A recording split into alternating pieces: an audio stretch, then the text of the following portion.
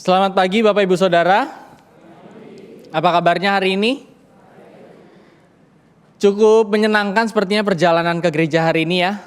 Agak kosong jalan. Apa sudah mulai rame? Belum ya? Ramenya kayaknya di daerah-daerah tol ya. Tol ke Jakarta ini sudah beberapa udah mulai arus balik. Tapi ya semoga kita tetap di dalam keadaan yang baik. Tetap dalam keadaan menyenangkan karena selalu ada Tuhan yang bersama dengan kita. Amin, Bapak Ibu.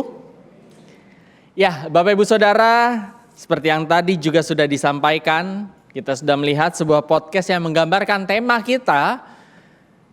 Jadi udah tahu temanya apa? Tema besarnya pengorbanan yang memberi hidup. Dan minggu ini, minggu Prapaskah kelima ini, kita akan bahas tentang pengorbanan hikmat dan akal budi.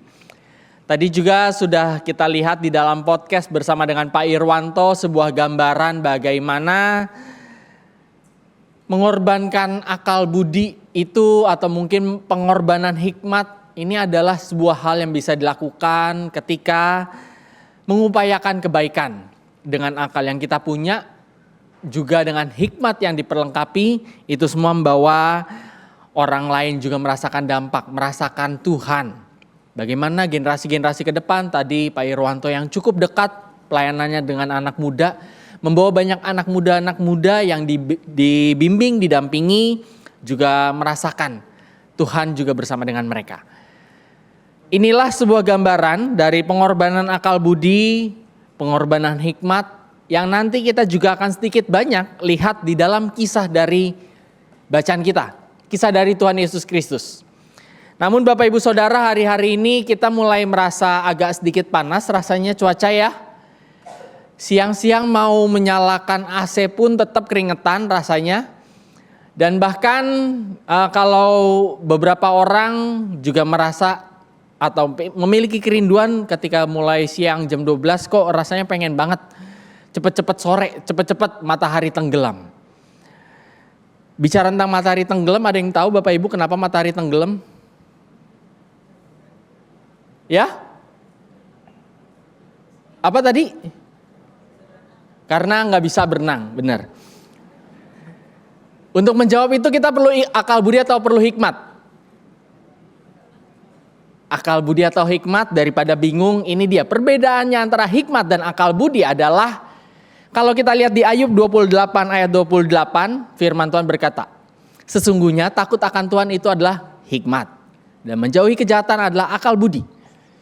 Jadi ketika bicara tentang sesuatu yang ilahi, sesuatu tentang Tuhan, pengetahuan kita tentang Tuhan, itu bicara tentang hikmat.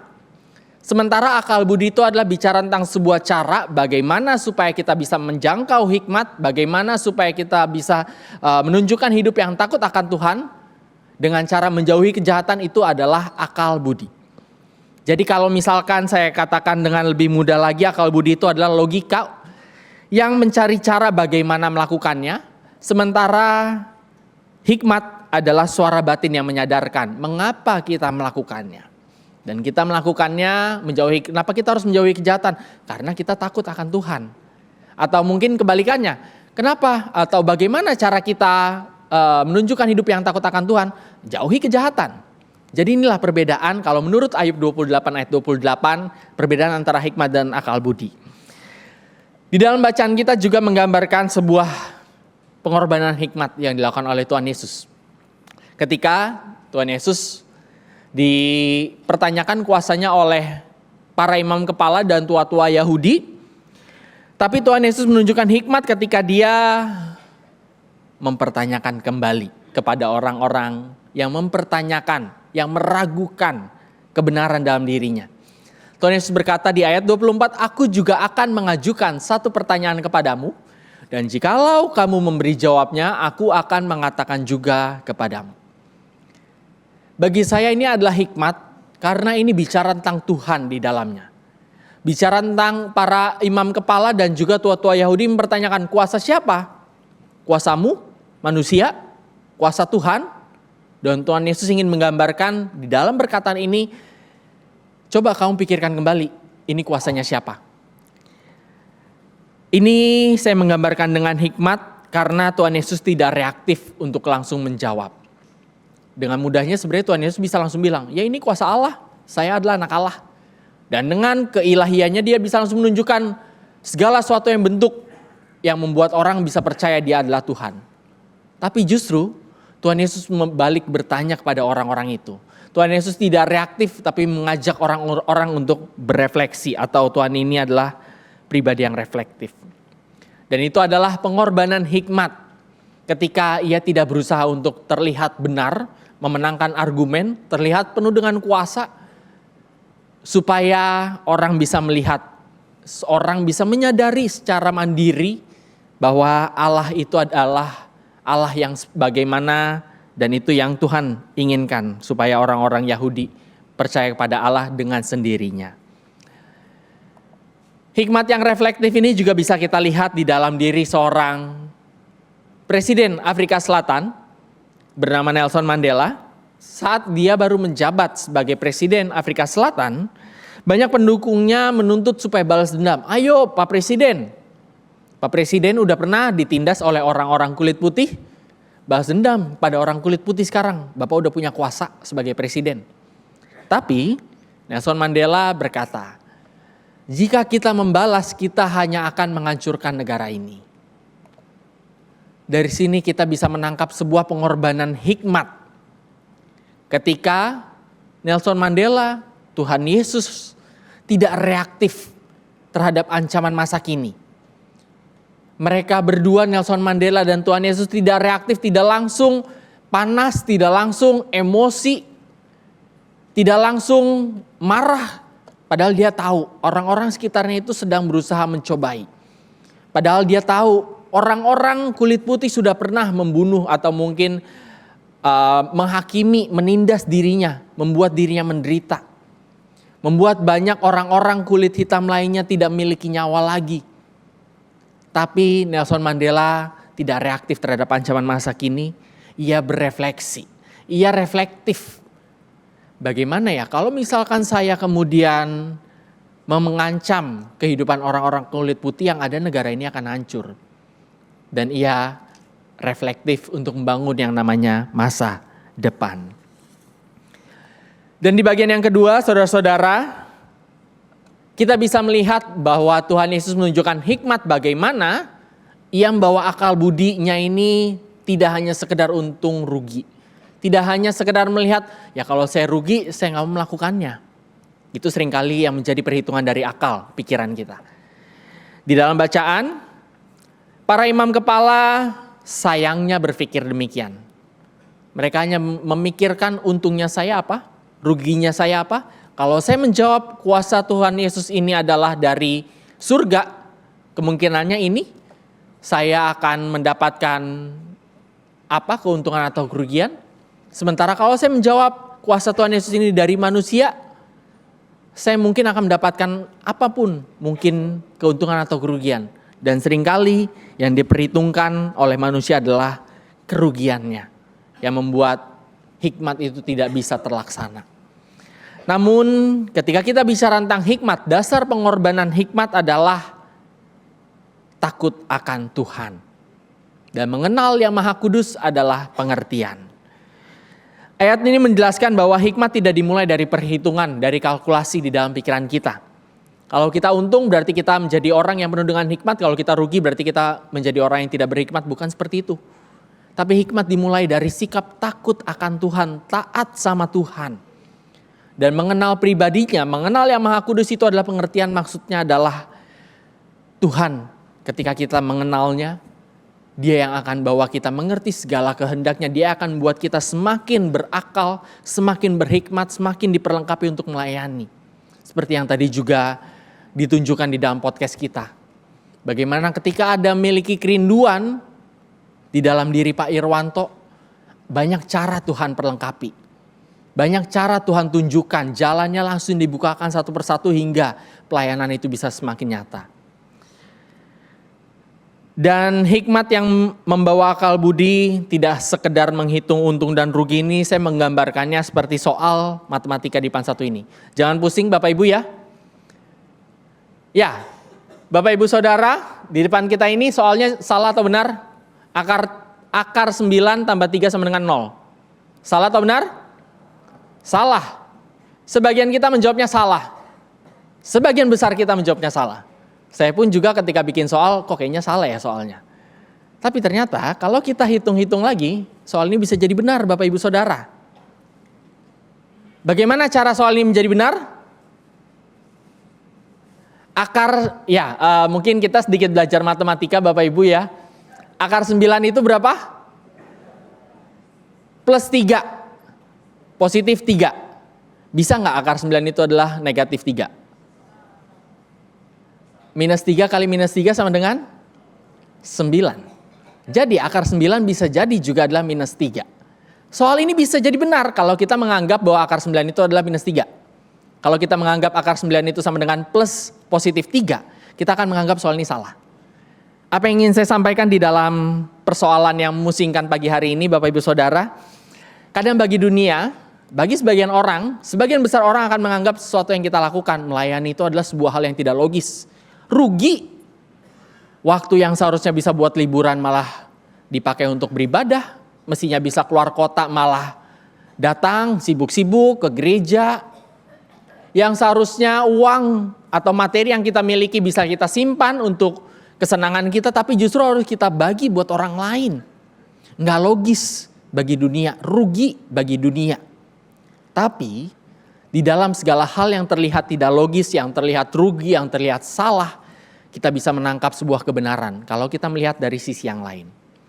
Kalau kita melihatnya dari alasan atau dengan dasar ketertundukan kita pada Allah, ketakutan atau ketaatan kita pada Allah, kita menganggap semua yang kita lakukan meskipun dunia menganggap rugi, semua adalah keuntungan. Jadi Bapak Ibu Saudara, pengorbanan akal budi adalah kesediaan menundukkan logika hitung-hitungan di bawah ketaatan pada kehendak Tuhan.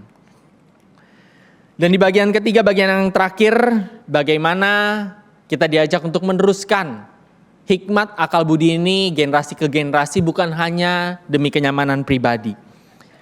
Bagian akhir bacaan kita memperlihatkan sebuah ironi, sebuah hal yang sangat mungkin hal yang membingungkan sekaligus hal yang kurang baik ditunjukkan oleh para imam kepala dan tua-tua Yahudi. Mereka memiliki akal budi yang tajam, tapi hikmat mereka tidak mendalam. Ketika mereka sudah tahu bagaimana mereka harusnya menjawab, mereka sudah tahu bagaimana kebenaran yang sebenarnya. Kalau jawab dari surga, kalau jawab dari manusia, itu menggambarkan bahwa mereka sudah tahu yang benar. Tapi sayangnya, ketika berkata kepada Tuhan Yesus, mereka menjawabnya dengan jawaban, kami tidak tahu. Mereka seakan-akan ingin menunjukkan, mereka punya akal, saya bisa ngelabuin Tuhan Yesus. Saya bisa menunjukkan bahwa jawaban saya kami tidak tahu ini adalah jawaban yang tidak akan mengancam saya, yang tidak akan membenarkan engkau, Tuhan Yesus. Seakan-akan mereka terlihat pintar, tapi sayangnya akal budi tanpa hikmat tidak akan membuat generasi ke generasi melihat Tuhan. Yang justru itu membawa orang-orang di sekitarnya hanya melihat kita sedang memikirkan diri kita sendiri. Ketika akal budi hanya untuk kepentingan pribadi, hikmat akan membawa orang mengenal Sang Ilahi.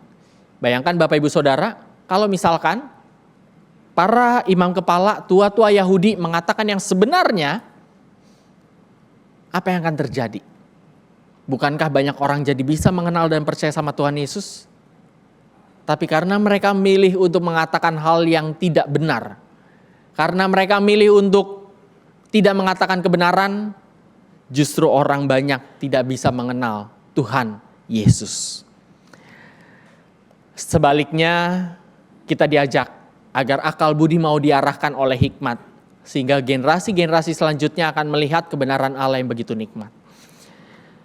Apa yang dilakukan oleh imam kepala, tua-tua Yahudi dengan mengatakan kami tidak tahu, mereka sedang mencuri masa depan generasi-generasi di bawahnya. Generasi-generasi selanjutnya untuk bisa mengenal Allah dalam Yesus Kristus, untuk bisa hidup dalam kebenaran Tuhan kita. Dan karena itu kita diajak agar ketika kita memiliki akal budi, perlengkapilah, persatukanlah dengan hikmat. Ketika Tuhan memberikan setiap kita kepintaran, kita semua punya pola pikir yang baik. Setiap kita punya pola pikir masing-masingnya dengan keunikannya masing-masing. Dan tambahkan hikmat di dalamnya. Tambahkan takut akan Tuhan. Sehingga kepintaran kita, akal budi kita, semuanya membawa orang bisa melihat Tuhan. Menikmati pengenalan akan Tuhan. Dan Bapak Ibu Saudara, kalau kita bicara tentang akal budi gak jauh-jauh dari yang namanya analisis. Dan salah satu kita mengenal, salah satu metode analisis yang cukup terkenal adalah SWOT. SWOT. Strength, kekuatan, weakness, kelemahan, opportunity, peluang, threat, ancaman. Tapi saya ingin mengajak kita semua untuk merefleksikan. Kita semua untuk berefleksi. Bahwa Tuhan memberikan kita akal budi, Tuhan memberikan kita hikmat, Tuhan telah memberikan kita semuanya. Di dalamnya ada kelemahan, di dalamnya ada kekuatan. Dan kita perlu untuk melihat peluang-peluang yang Tuhan kasih. Peluang-peluang yang Tuhan bukakan untuk membawa generasi ke generasi menyadari Tuhan beserta dengan mereka. Tuhan beserta dengan kita. Dan SWOT ini kiranya juga boleh kita lakukan di dalam doa-doa kita ketika kita bertanya, kemana saya harus berjalan Tuhan, kemana saya harus melayani, kemana saya harus bekerja, apa yang harus saya lakukan. Dan SWOT itu adalah ini, S. Katakan kepada Tuhan, sudah banyak ya Tuhan yang kau berikan, atau sudah banyak ya yang Tuhan berikan. Ini yang membuat kita sadar. Tuhan berikan kita modal, Tuhan berikan kita kekuatan, Tuhan berikan kita segala hal. Udah banyak yang Tuhan kasih buat kita. Gak pernah Dia kasih kita kosong. Setiap Bapak Ibu Saudara, saya pasti punya keahlian kekuatannya masing-masing. Lalu kemudian kita lanjutkan dengan W. Wah, ternyata saya masih. Kita isi dengan hal-hal yang mungkin masih menyulitkan buat kita. Tidak mudah untuk mengorbankan diri melayani Tuhan. Bisa jadi kita isi titik-titik ini adalah dengan kata, wah ternyata saya masih egois kah? Ternyata saya masih takut kah? Ternyata saya masih ragu kah? Ternyata saya masih bimbang kah? Ternyata saya masih banyak yang buat saya tidak mampu Tuhan. Bagian ini kita diajak untuk melihat kelemahan diri kita. Namun di balik kelemahan kita diajak untuk melanjutkan ke bagian O. Oh iya, ada banyak peluang untuk melayani. Kita diajak untuk melihat cara-cara Tuhan membukakan jalannya untuk kita melayani Dia. Mengajak menghitung dan mencari opportunity untuk membawa generasi yang akan datang berakal budi sekaligus juga berhikmat mengenal Tuhan. Dan di bagian terakhir yang T, kita diajak untuk menyadari kita punya tantangan, kita punya ancaman, tapi kita juga punya Tuhan. Tantangannya nyata, tapi Tuhan pasti memperlengkapi. Mengajak kita untuk secara sadar mencari tahu apa aja ancaman-ancamannya. Bisa jadi ancamannya gak hanya 1, 2, 3, 5, 10 ada banyak ancamannya. Tapi sebanyak-banyaknya ancaman, 100.000 ancaman pun, ingatlah Tuhan pasti memperlengkapi. Jadi saudara-saudara, di balik doa SWOT ini, biarlah kita juga senantiasa menggunakan setiap akal budi, sehingga tidak hanya untuk menghitung untung dan rugi, namun memakai setiap perhitungan untuk semakin diarahkan oleh Tuhan. Saat dunia sibuk menghitung rugi dan laba, logika sering terjebak dalam ruang hampa. Mencari aman dengan dalih tidak tahu, padahal hikmat memanggil untuk maju. Akal budi bukanlah sekedar hitungan angka, tetapi ketaatan yang melampaui prasangka.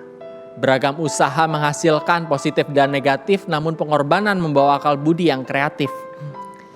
Jangan biarkan ego mengunci pintu kebenaran, membawa generasi tersesat dan kehilangan.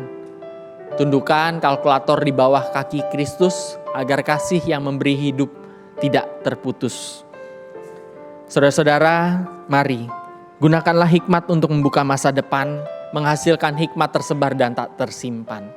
Pakailah setiap akal budi yang diarahkan oleh hikmat Tuhan hingga persembahan diri dipakai menyediakan kebutuhan. Kiranya Tuhan senantiasa mampukan kita, menolong kita untuk memakai akal budi yang Tuhan berikan untuk semakin diarahkan oleh hikmat di dalam Tuhan. Tuhan berkati kita semua. Amin. Saat teduh bagi kita semua.